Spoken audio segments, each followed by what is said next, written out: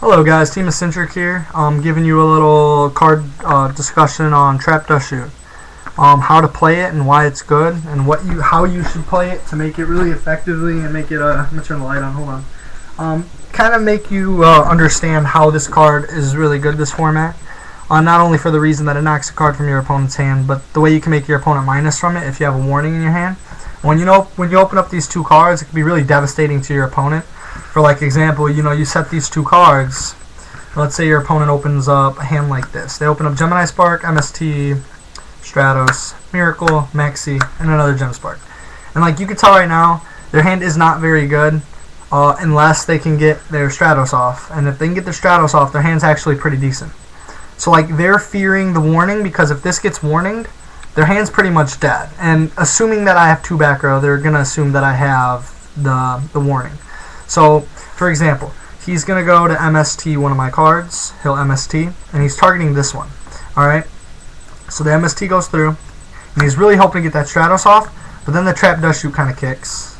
And then it's like, well, damn, like they just wasted the MST, and their Stratos is going back to the deck, and they really needed that alias search off the Stratos. So it's really just shutting them down.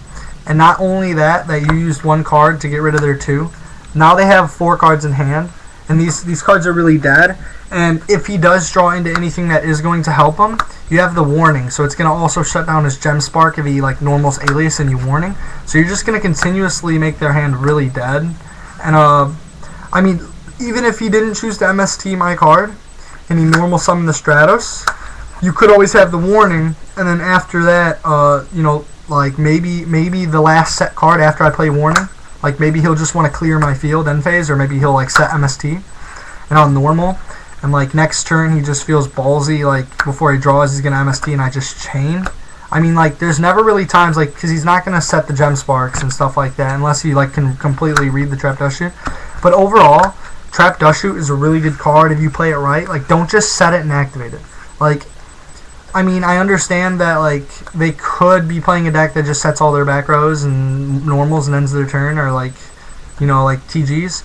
But like, knowing your matchup is huge, and like timing of this card just makes a huge difference on how good it is. Like if you're like I said, if you're one of those kids that just draws this, sets it, plays it, opening every time, I don't think it's worth the use, because it's just a 1-for-1. And I mean, a 1-for-1 is good, but a 1-for-1 that can possibly be dead late game isn't worth running, because if you don't open this up and you don't know how to play it, and then you get it late game and then you completely just get screwed over because it's dead, I mean, it's not worth running, because then it's no longer a 1-for-1, it's just a -1 for you and a waste of a card.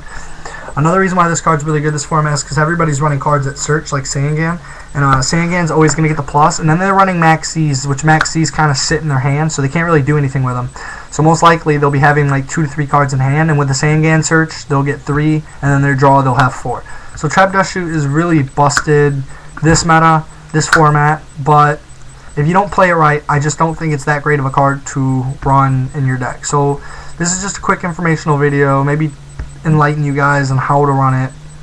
Like I said, always set this in the warning and you're golden. Don't set a bunch of shit unless you have the judgment, I guess. But other than that, I mean, this card is really situational, and don't waste it on a blind, like bam, Trap Dustshoot, without at least trying to make them minus. And if they don't fall for it, who knows? If you see them start setting or whatever, they can only set 1 at a time. So if they just lay 4 down, you're like, wait, like, can you 1 at a time? And then if they set the 1, then Trap Dustshoot, because they're not going to fall for it, obviously, as you can see if they're starting to set already, because they don't have the Heavy Storm or anything.